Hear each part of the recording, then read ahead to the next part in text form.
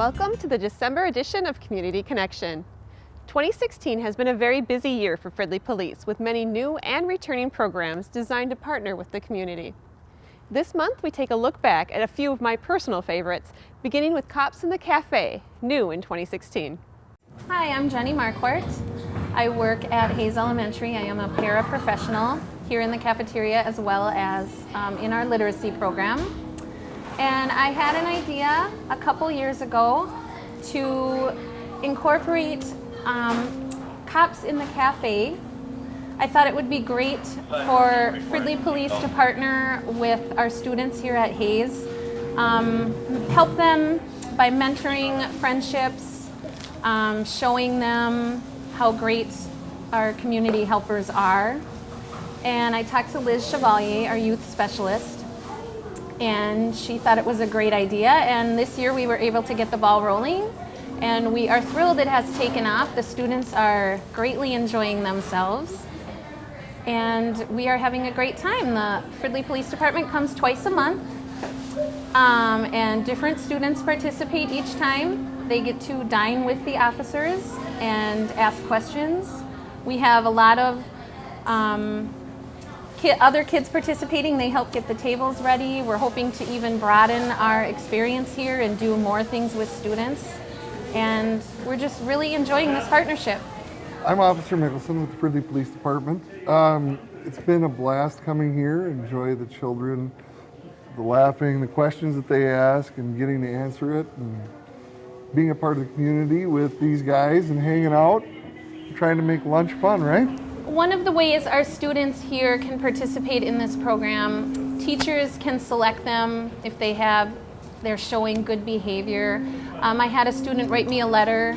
She was wanting to come and dine with the officers. I've had kids come and ask our other teachers.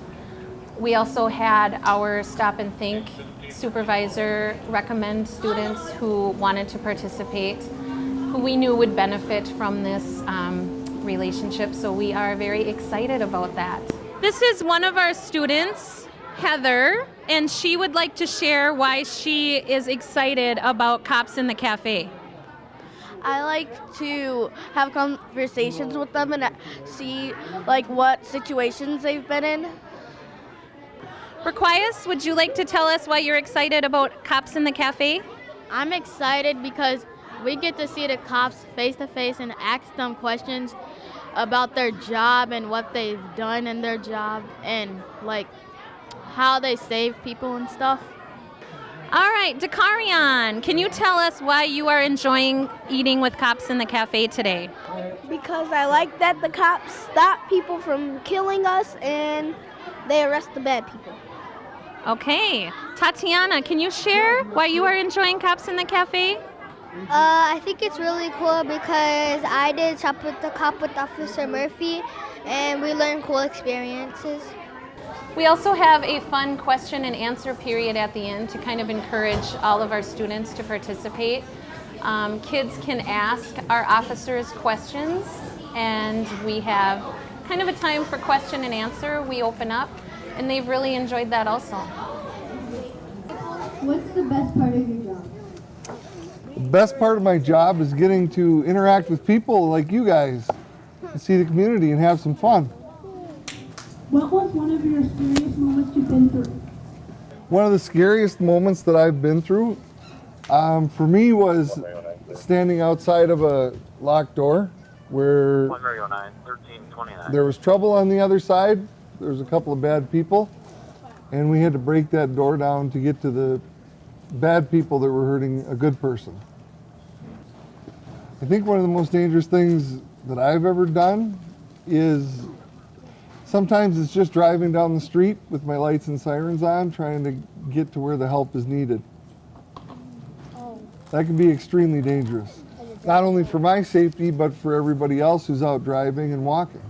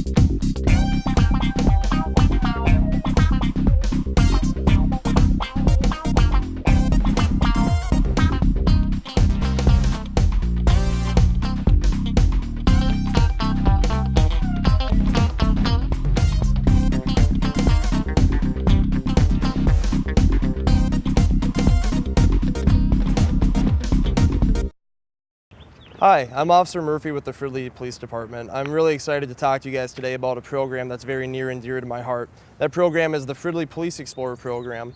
The program is new this year. Previously, the Fridley Police Department did have a program that ran up until about 2011. However, due to various different issues, the program was disbanded.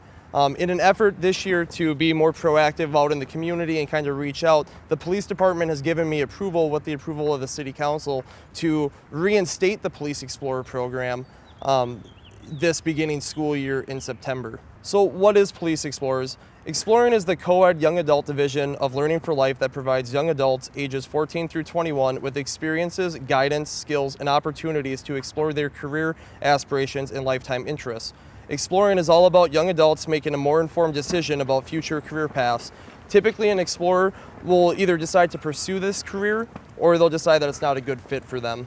The vision statement of the Fridley Police Explorer program is to help in the development of successful young adults who will be able to take the values and skills gained from the program and use them in their future careers. The mission of the Fridley Police Explorer program is to introduce young adults to the field of law enforcement and instill core values such as honor, duty, sacrifice, and valor. Explorers will be taught a variety of skills and trained to deal with various scenarios relating to law enforcement. Some of the topics that explorers are going to learn about are going to be things such as domestic response, burglary response, bomb scene search, hostage rescue negotiations, traffic stops, traffic investigation, and much, much more. Explorers will also have the opportunity, if they want, to participate in shooting competition that will be held down at the state competition down in Rochester at the end of the year. And they'll also have the opportunity to train with police officers throughout the year in the use of firearms. So not only does the program benefit the community as a whole, the youth, but it also benefits the police department. One of the things that it does is it helps cultivate future employees. Police Explorers will have the opportunity to be part of the police department and potentially move into different positions here within the city of Fridley and potentially become City of Fridley employees in the future. It demonstrates a strong, visible commitment to the welfare of the community. It really hits on that community policing aspect with the involvement of the Fridley Police Department in the community. And it also does create opportunity for community involvement. The benefits for the youth: it provides practical, real-world experience and insight, stimulated interest in continued education, the building of leadership, self-confidence, and problem-solving skills, teaches community service, and develops a strong relationship between the youth in the community and the police department. Speaking from personal experience, I can tell you that the Fridley Police Explorer program and the Police Explorer program overall is very beneficial to the youth in the community. I actually was part of the Fridley Police Explorer program from 2007 until 2011 when it was actually disbanded, and I completely credit the success that I've had in my life thus far to the skills and the knowledge and everything that I gained as a police explorer at a young age. Some of the requirements for the program, for kids to apply to the program, are going to be that they have to be between the ages of 14 to 18. And with that, they have to either live in the city of Fridley or they have to attend school in the city of Fridley. One of those two. They also have to have a clean criminal background. I'm Officer Mickelson with the Fridley Police Department. This year we had the opportunity to put on an Arrive Alive program with Totino Grace High School. It's one of our chances to educate students and actually provide preventative law enforcement measures to bring awareness about drinking, driving, distracted driving, texting. I'm going to share just a few statistics with you. If you notice, we call them crash statistics and not accident statistics. We call them crashes because not all of them are accidents. Many of them are completely preventable. In the state of Minnesota in 2014, there were over 73,000 motor vehicle crashes. In 35.46% of those crashes, distracted driving was a contributing factor. 361 of those crashes resulted in at least one fatality. Over 29,000 people were injured in those crashes, and of those, 1,044 were classified as severe or life-altering injuries. If you look at the fatality crashes alone, 61 of those crashes were the result of distracted driving. 17%, 88 of those fatality crashes were drunk driving related. As you can see, adding alcohol to the mix can create even more problems than just texting alone. Alcohol and texting while driving played a significant factor in almost 50% of the fatal car crashes in Minnesota. This whole program is designed to bring awareness to the public, to the people, to kids especially around the time of prom, when they're out, summer starting to warm up, people are out being more active. That distracted driving by texting while operating a motor vehicle is a contributing factor in a lot of crashes and accidents. This year, the students at Totino Grace High School wrote their own script, decided which actors would be involved, and they were also involved in filming the party scene with their own cell phones. This year, we were fortunate enough, Unity Hospital helped us. We actually had a student go up and they worked themselves through a student dying in the emergency room. The parents went in and spoke with the doctors. During that Unity scene, the parents were extremely affected by actually going in and having a doctor speak to them about their daughter's death. They also got up and wrote eulogies about their children, speaking on what it was like from their standpoint if they did lose a child to drunk driving or distracted driving. Also, the Anoka County court system put on a mock trial and the sentencing of the student that was involved driving, which affected those parents greatly. They were there while their son got sentenced to prison. This Arrive Alive program, I'd like to thank the people that were involved, the students, the police department at large, the volunteers that made it happen, the people that read eulogies, and Totino Grace High School for allowing this program to exist. Well, hello, I'm Lieutenant Ryan George with the Fridley Police Department. I want to talk to you today about Coffee with the Cops. We've implemented this program where our police officers and our command staff will be going to different coffee shops within the city of Fridley the last Wednesday of every month from 4 p.m. till 5 p.m.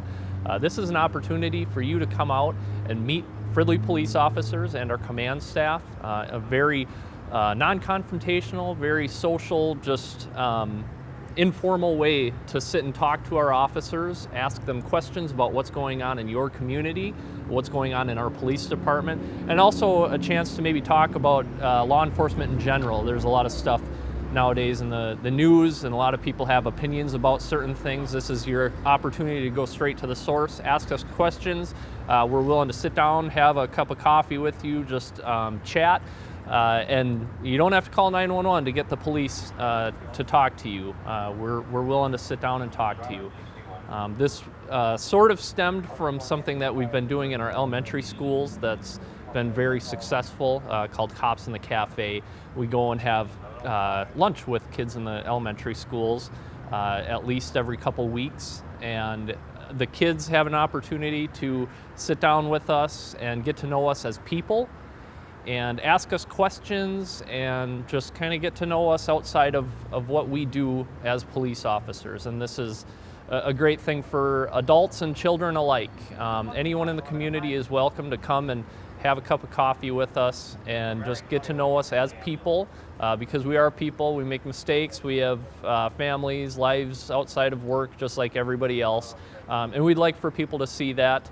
Just let people know that we're out there to help you serve our community, your community, and do it to the best of our ability. We've done a lot of things in the last year. We've really have done a lot of crime prevention, trying to get out in the community, to be a fabric in the community. I'm really pushing our officers to do as much as they can in the community. We have to invest in it as much as we can because we will make mistakes, and we need your support when that happens.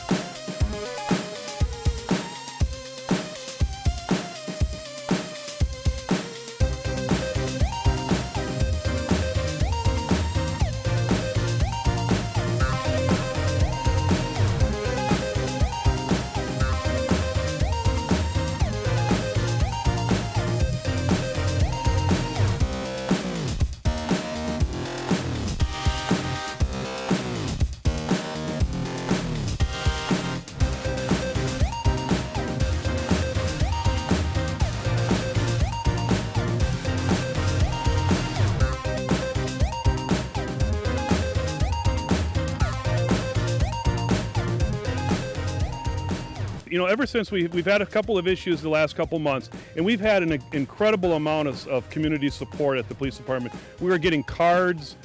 People are sending sandwiches and cookies and stopping us on the street saying thank you. And I gave that message to all of our officers that, you know what, I don't care what else is happening out there. Your community of Fridley does support them, and they need to hear that. And I've been telling them that because I know they're working hard and they're doing what they're supposed to be doing. And I want to say thank you, because the support that you guys are giving us is helping us get through these stressful, high-tension times. If you see an officer and you want to stop him or her and say, hey, thanks for what you're doing, take 10 seconds, they love that. It makes them feel really good, because they're always dealing with the negative issues in the community. But if you get a chance to say that, they really appreciate that. So in closing, thank you very much for your support, and we appreciate it. Until I'm done, we will continue to work hard, and they will be held accountable.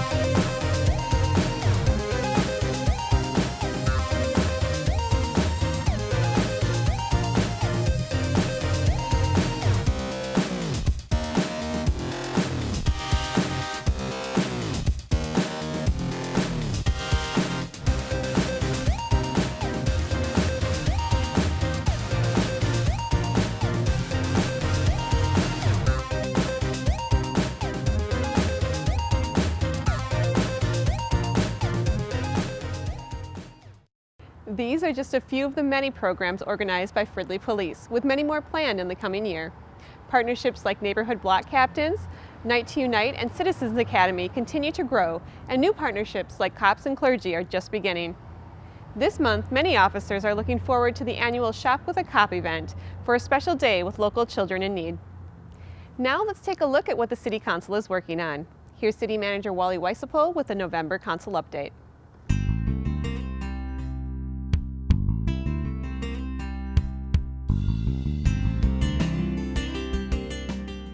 Hi, I'm City Manager Wally Weissapol, and this is the Council update for November.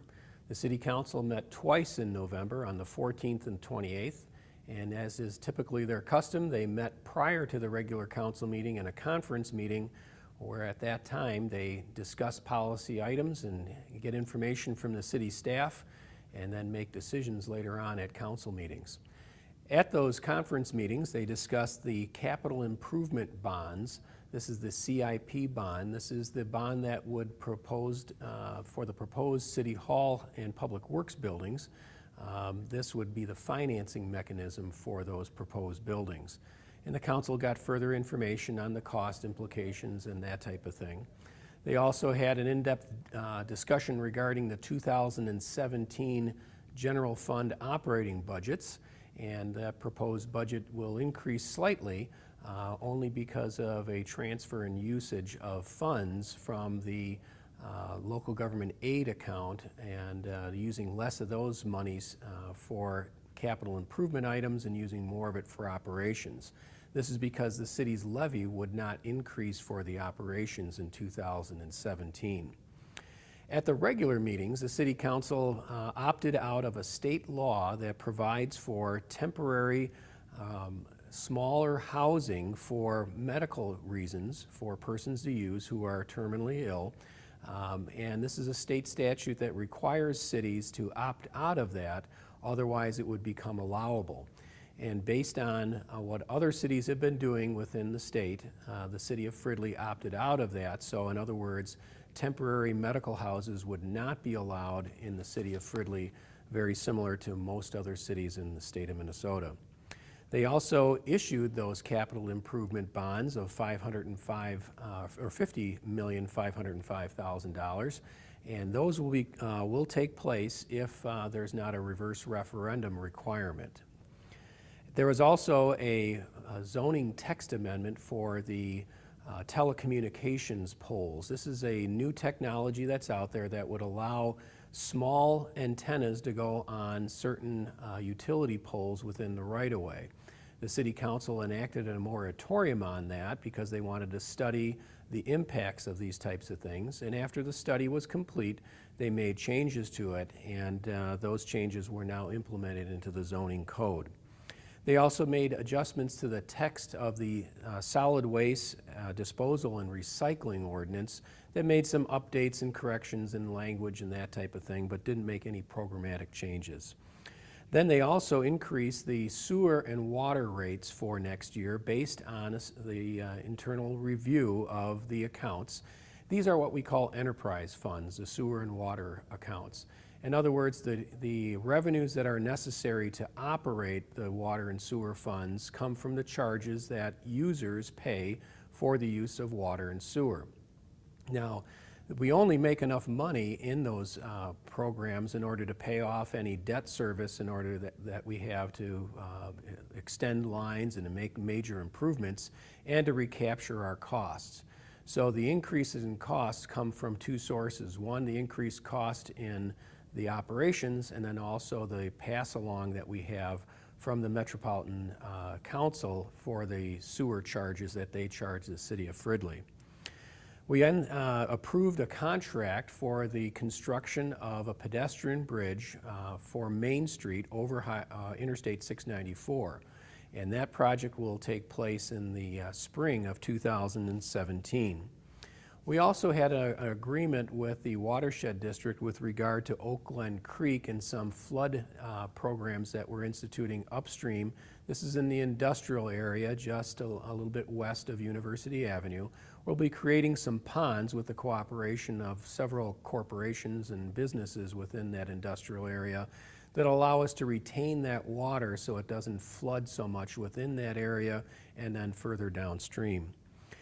And then we approved the solid waste abatement fees for next year. This is the recycling program and the curbside program, and also the regular programs that we do for collection over at the Columbia Arena site. And those fees were set. And unfortunately, we'd have to use more money from our general fund to pay for that, because there is a levy limitation with regard to what that fee increase can go up. And in other words, we can't cover all the cost and user fees, and we have to use property taxes to pay for some of that. So that's the update for November. Thanks for watching. I'm Wally Weisopel, City Manager. Take care. As the snow starts to fall, please remember that winter parking is now in effect, which means no street parking between 2 a.m. and 6 a.m. and anytime snow removal is in progress. Also, city offices will be closed on Monday, December 26th in observance of the Christmas holiday. That's all for this edition of Community Connection. Be sure to follow the City of Fridley on Facebook and Twitter for quick updates and announcements. And visit the City of Fridley website at fridleymn.gov for more information on any of our programs. I'm Raquel Strand. Thank you for watching.